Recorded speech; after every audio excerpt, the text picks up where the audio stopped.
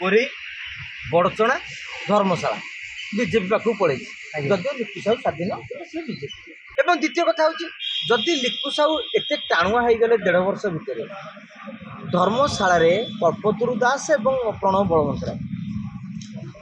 केते वर्ष धरी कब्जा करते 1990 मसीह देखिए से तेमे जाकि प्रतिवाद कर धर्मशाला बंद डाकरा दे था बबी दास भाई टाणुआ नेता अच्छा दानी घड़े भाई टाणुआ नेता अच्छा प्रमिला मल्लिक भाई टाणुआ नेत्री अच्छा किए टाणुआ नुआ कहले जाजपुर राजनीति में 20,000 30,000 लोक डाकिकी गोटे आंदोलन डाकरा दे था एसपी थरी था आईआईसी थरी था ओडिशा थरी था जदि क्या भरोसा पाऊनी सबुठ भल हम गोटे परामर्श आज्ञा सन्यास नहीं जातु घरे बसंतु आईआईसी तुम कथा शुणवनी सब आईआईसी यदि गोटे कौन पंचायत तुम कर्मी उपर माने दाउसा दिला तुम कर्मी को न्याय देलानी आपण मैंने आसवे भुवनेश्वर बसिया से नेता कौन भाव मो नेतार दम ना मो गाँव में ठिया है लड़ापा धर्मशाला नहीं जाजपुर जाए लोके ठाकुराणी पाखे जाचंगा करके मागुन धर्मशाला हौ कि जाजपुर जितक हो जाजपुर दिने विजु जनता दल गड़ था एवं जाजपुर बरी आ बिंझारपुर ए तीनटा को छाड़देले आपड़ देखिए सुकिंदा पुरी बड़चणा धर्मशाला बीजेपी पाखु पड़े जदि लिखु साहू स्वाधीन सी बीजेपी एवं एबे जो संकट सृष्टि मु कहि लिखु साहू जी परिमाण जाए जितु बलवंतरा भी से परिमाण जाए कहीं गोटे हाथ में ताली बाजे एवं द्वितीय कथा हूँ जदि लिखु साहू एत टाणुआ हो गले 1.5 वर्ष भितर धर्मशाला कल्पतरु दास और प्रणव बलवंतराय केते वर्ष धरी कब्जा करते 1990 मसीह देखिए 3.5 दशक धरी तुम कब्जा करते तुम लोक मैंने गले धर्मशाला गंडगोल हम आपण नेता है कि भुवनेश्वर आंदोलन कर पीड़ा हम हाथे आंठुरे मारे आयोडेक्स से तेमे जाकि प्रतिवाद कर धर्मशाला बंद डाकरा दे था बबी दास भाई टाणुआ नेता अच्छा दानी घड़े भाई टाणुआ नेता अच्छा प्रमिला मल्लिक भाई टाणुआ नेत्री अच्छा किए टाणुआ नुआ कहले जाजपुर राजनीति में 20,000 30,000 लोक डाकिकी गोटे आंदोलन डाकरा दे था एसपी थरी था आईआईसी थरी था ओडिशा थरी था बबी दास आज कहते विजु जनता दल नेतृत्व ने कि अतीत ने सेठाकार जिनस भुवनेश्वर आनी आंदोलन करुँचा हूँ जितु बलवंतरा कहतु बबी दास कहतु विजु जनता दल अपारगता विक्रम पंडा घटना आप देखिए ब्रह्मपुरी आंदोलन है भुवनेश्वर होता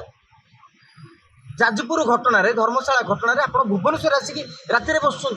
से 500 लोक जाते समस्त गाड़ी धरिक भुवनेश्वर रैली बाहर था जाजपुर धर्मशाला जाए जेपर्यंत न्याय न पाइबू से पर्यंत आम उठू ना जदि क्या भरोसा पाऊनी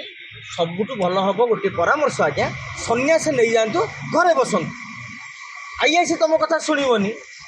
सब आईआईसी यदि गोटे कौन पंचायत तुम कर्मी उपर माने दाउसा दिला तुम कर्मी को न्याय देलानी आपण मैंने आसवे भुवनेश्वर बसिया से नेता कौन भाव मो नेतार दम ना मो गाँव में ठिया है लड़ापा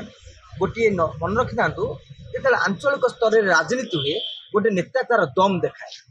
मो मनकर मु गोटे पंचायत नेता तो मो पंचायत कर्मीटी को जब मो विरोधी दल कि शासक दल जी था सरपंच जी हो जब मो कर्मी को आटाक कला मुझे बाहर से थाना जाए धारणा दे से लोक जान मोर नेतार दम अच्छे से आगे जाकि बसीपर धारणा दब आंदोलन कर जिते बड़े मो नेता कह मोर आईआईसी भरोसा पाइनि मुझे कौन करी चल एसपी ऑफिस चल जा डीजी ऑफिस मुझे कटक गाँव लोक बोलोरे भड़ा कर खर्च कर निज अंचल तेमे लोकंर भरोसा पाइबाकू हेले जितु बलवंतरांकर जदि आंदोलन करिवार अछि धर्मशाला रे करंतु आउ जदि डरुआ छेरुआ भली लुचिकी पलैबार अछि ना साधारण लोकटे भरोसा रे बारिबनी आपण देखिबे आमर गोटा ओडिया रे कथा अछि गोठ मातिले खंडिया माते माने गोठ जेते बेले माति जाए माने गोटे सिंह भांगी जाइतले सी भी खाली मुंडू को एमती करदो किंतु जितु बलवंतरा दर्शाई देइछंती मु लिपु साहू पाखे तुच्छ दी थर एमएलए तुम तुम बापा एमएलए थे राज्यसभा एमपी थे मंत्री थे ବିଜୁ ଜନତା ଦଳ ମାନେ ପ୍ୟାରୀ ମହାପାତ୍ରଙ୍କ ପରେ ପରେ ବିଜୁ ଜନତା ଦଳକୁ ସେ ମାନେ ବୁଝୁଥିଲେ ବିଜୁ ଜନତା ଦଳର କଥା। ତାଙ୍କରି ପୁଅ ହେଇକି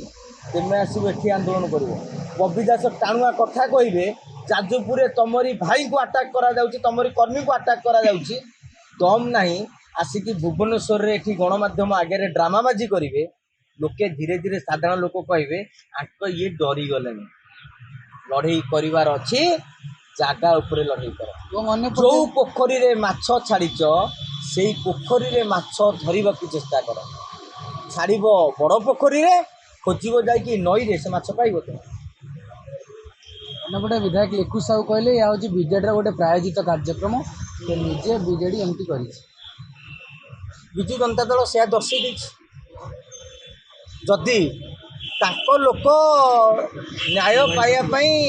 ଜେନାପୁର ଥାନା ଆଗରେ ବସି ପାରିଲେ, ତେମେ ତମ ଲୋକଙ୍କୁ ଆଣିକି ନ୍ୟାୟ ପାଇବା ପାଇଁ କେଉଁଠି ବସିଲ? ଡିଜି ଅଫିସରେ ଭୁବନେଶ୍ୱରରେ ଆସି ସେଇଠି ବସିଥିଲେ 5,000 ଲୋକ ତମ ଧାରଣାରେ ବସିଥାନ୍ତେ। ଏଇଠି 50-100 ନେତା ରାତିରେ ବସି ମିଡ଼ିଆ ଆଗରେ ଚିତ୍କାର କରିବା ଅପେକ୍ଷା ଧର୍ମଶାଳାରେ ବିଜେଡ଼ି ମଜବୁତ ହେଇପାରିବ। ତେଣୁ ଯେତେ ଅପାରଗ ହେବ ଲିକୁ ସାହୁ ସେମିତି କରିଚାଲିବେ, ଇଏ ନୀରବରେ ବସିବେ। ଲିକୁ ସାହୁ ରାଜନେତା କେବେ ଦୋଷୀ ହୁଅନ୍ତିନି। ତାଙ୍କ କର୍ମୀ କହିଦେବ ଆଜ୍ଞା ଲିକୁ ଭାଇ ଜାଣିନାହାନ୍ତି, ମୁଁ ମୋ ଇଚ୍ଛାରେ କରିଛି, ସଇଲା। ବିଜେଡ଼ିର ଜିତୁ ବଳବନ୍ତ ସେମାନେ କହୁଛନ୍ତି ଜିତୁ ବଳବନ୍ତରେ ଉସ୍କେଇକି ପଳେଇ ଆସନ୍ତି। ଯାଜପୁର ରାଜନୀତିରେ ଏକଥା ଚର୍ଚ୍ଚା।